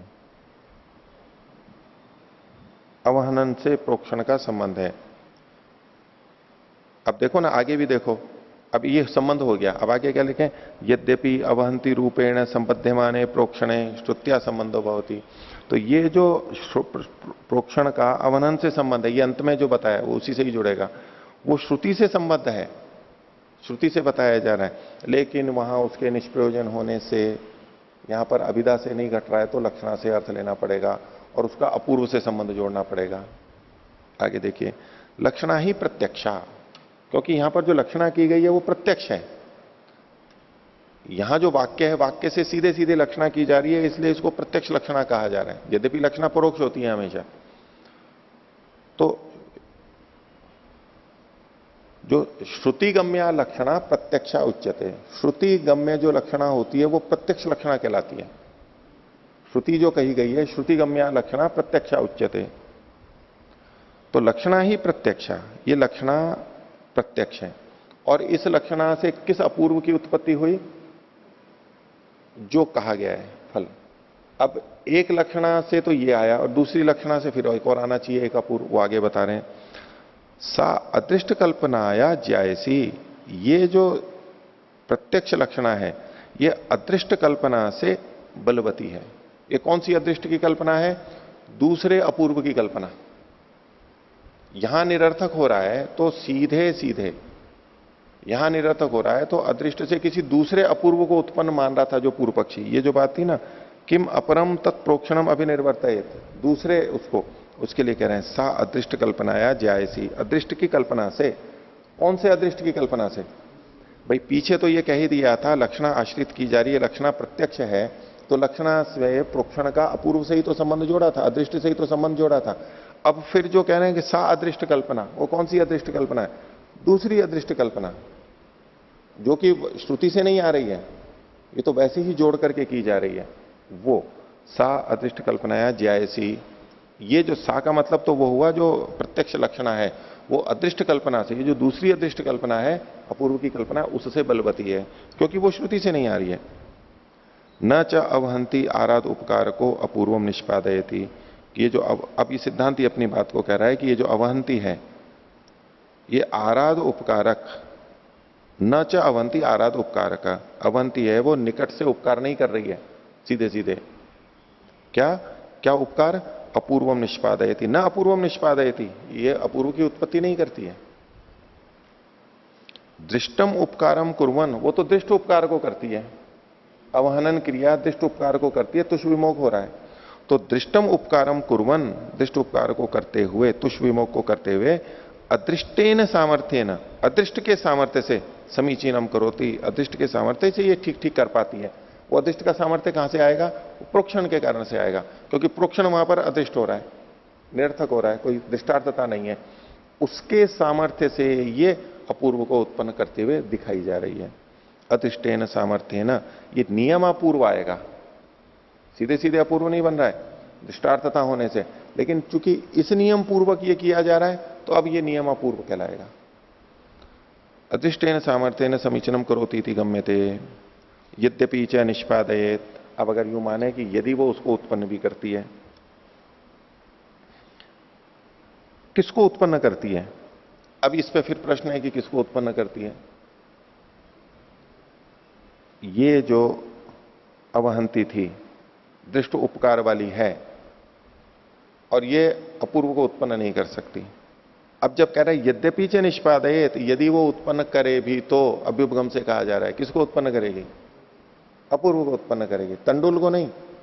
ये तो ठीक है, अवहंती से तंडुल हो रहा है, ये तो दृष्टार्थ है ही, इसके लिए वचन ही नहीं आ सकता। अपिच निष्पादयत, अगर वो उत्पन्न करे भी तो ये जो तंडुल वाला अर्थ है नीचे जो लिखा है उसकी जगह अदृष्ट यहां पर अधिक संगत लग रहा है, और विचार कर लेना। यद्यपि च निष्पादयत, अगर ये उत्पन्न भी करे तो अदृष्ट को, तथापि उपकारेण असंबध्यमानम, उस उपकार से संबद्ध ना होती भी, किससे? अपूर्व से संबंध ना होती भी। असंबध्यमानम प्रोक्षणम केवलम अवहंती संबंधे न, ये जो प्रोक्षण है ये केवल अवहंती के संबंध से अनर्थकमेव स्यात्, ये अनर्थक हो जाएगा।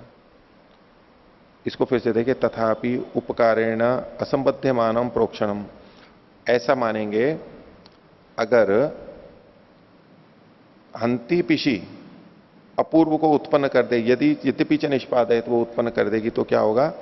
तो उस उपकार से यानी अपूर्व से असंबद्धमान जो प्रोक्षण है, प्रोक्षण उपकार से यानी अपूर्व से असंबद्ध हो जाएगा। असंबद्ध होता हुआ केवल अंतिपिशी संबंध देना, वो केवल अंतिपिशी से जुड़ा हुआ है तो अनर्थकमेव स्यात्, वो अनर्थक हो जाएगा। अतो अवहंती लक्षितेन उपकार विशेषेण अस्य संबंध, इसलिए अवहंती से लक्षित जो उपकार विशेष है उसके साथ में अस्य संबंध है। अस्य का मतलब इस प्रोक्षण का संबंध है। अवहंती से लक्षित, अवहनन के से लक्षित है, ये नियम अपूर्व की दृष्टि से अवहंती से लक्षित जो उपकार विशेष है उसका विशेष के साथ में इसका यानी प्रोक्षण का संबंध होगा। तस्मात् अब चूंकि प्रोक्षण का सीधे अपूर्व से संबंध है, अवहंती से जुड़ा हुआ होते हुए भी वो उसका प्रयोजक अपूर्व ही है, अवहनन पेशन हंति पिछी उसका प्रयोजक नहीं है, इसलिए तस्मात् अनवहंतिरपि यह, अब कोई ऐसा कर्म आ गया जिसमें अवहनन क्रिया नहीं है, हंति पिछी नहीं है, विकृति में कहीं पर, तस्मात् अनवहंतिरपि यत कार्यापन्ना, जो कार्यपन्न आ गई है वहां प्रयोग किया जा रहा है, तत्र प्रोक्षणम भवत्येव, वहां प्रोक्षण होगा ही, क्योंकि प्रोक्षण सीधा अपूर्व से जुड़ा हुआ है। तो हंति पिशी नहीं भी है और किसी दूसरे माध्यम से क्रिया की जा रही है तो भी प्रोक्षण तो होगा, क्योंकि हंति पिशी प्रयोजक है ही नहीं वहां पर। ये निष्कर्ष के रूप में अंतर जो आएगा इस सिद्धांत से वो बता रहे हैं। तो तस्मात् अनवहंतिरपि यत कार्यापन्ना तत्र प्रोक्षणम भवत्येव, यथा नख निर्भिन्ने चरऊ नखेशु, नखों से वो निकाल करके और फिर चरु बनाया जा रहा है, तो अब पेषण भी नहीं करना है। एवं तो कुत्रापि भवति एव न है जी, नखेन तो कुत्रापि भवति एव न लिखितम क्यों नहीं हो जाता है ना। जब बहुत अधिक श्रद्धा हो किसी को, किसी के प्रति, तो वो ऐसे करेगा। शास्त्र यंत्रों से वो प्रेम नहीं आता है ना, हाथ से करने पे आता है। तो चावल भी जो खिला रहे हैं वो कैसे, हाथ से छिलके उतार उतार करके खिलाएं। कितना आदर और सम्मान प्रेम है। खाना खाते खाते रोना आ जाए, मेरे लिए इतना समय लगा, मेरे लिए चावल के छिलके उतार उतार करके। वो एक लेख था, एक आया था, बड़ा प्रेम बताने के लिए था वो, एक धर्मवीर जी ने उस पंक्ति को हटवा दिया था। बोले वो इतना प्रेम करते थे अपने शिष्यों से कि अंगूर भी खिलाते थे तो छिलके उतार उतार के खिलाते थे। नहीं, केले का छिलका उतार के खिलाए तो ठीक है, आम का छिलका, सेब का छिलका उतार के, इतना प्रेम करते थे। प्रेम ही तो झलक रहा है, लिखने वाले हैं तो शिष्य ने लिखा, वो शिष्यों से इतना प्रेम करते थे कि अंगूर के भी छिलके उतार उतार के खिलाया करते थे। तो ऐसे ही जब आप छिलके नखून से उतार उतार करके करोगे, जब खाना लेकर के आते हैं, कभी कोई बोले जी हमारे खेत की ककड़ी है, हमारे खेत की सब्जी है, हमारे खेत का गेहूं है, हाथ से पीस करके बनाया हुआ आटा है, वो माता जी बोलेंगी चक्की का नहीं, हाथ से पीस करके, खुद मैंने रोटी बनाई है, यानी सेवक से नहीं बनवाई है, मैंने बनाई है। इन सब में क्या आ रहा है, उतना उतना प्रेम झलकता जाता है ना। अब आजकल की माताएं हैं वो तो, व्यंग में बोल रहा हूं वैसे तो, बोले कि मैंने बच्चों के लिए रोटी बनाई। क्या बनाई? पुरानी माताएं कह सकती है ना, दादी नानी, बोले क्या अपने हाथ से बनाई? बाजार से पिसा पिसाया तो आटा ले आते हैं, न तो गेहूं खरीदा न बीना, हम तो बीनते थे, धोते थे, फिर घट्टी में पीसते थे, तब होती है कि ये माँ की रोटी है, माँ के हाथ की रोटी। ये क्या माँ के हाथ की रोटी हुई है? इतना सा कर देते हैं, बोले माँ के हाथ की रोटी है, बच्चों को कहते हैं। माँ का प्रेम तो गया ही नहीं उसमें। तो ऐसे ही ऐसे छील छील करके करेंगे ना, तो हमारा प्रेम उसके अंदर बहुत चला जाता है। तो खैर संभव है, हमारे को संभव दिखाई नहीं दे रहा, इनको संभव दिखाई दे रहा था, आप इतना मान सकते हैं। अपना अपना स्तर होता है। जो ऊंचे स्तर पे चले जाते हैं उनको ये दिखाई नहीं देगा, जो निचले स्तर पे हैं उनको ये दिखाई देगा। तो ऐसी स्थिति में यथा नक निर्भिन्ने चरऊ नक से निर्भिन्न चरु में अप्रोक्षण वो करेगा, हंती पीशी ना होते हुए भी नखुन प्रोक्षण करेगा। क्यों? अपूर्व प्रयोजक है यहां पर। तस्माद अपूर्व प्रयुक्त एवं जातियों को धर्मा इति। ठीक है, इतना ही रखते हैं पाठ। प्रणव।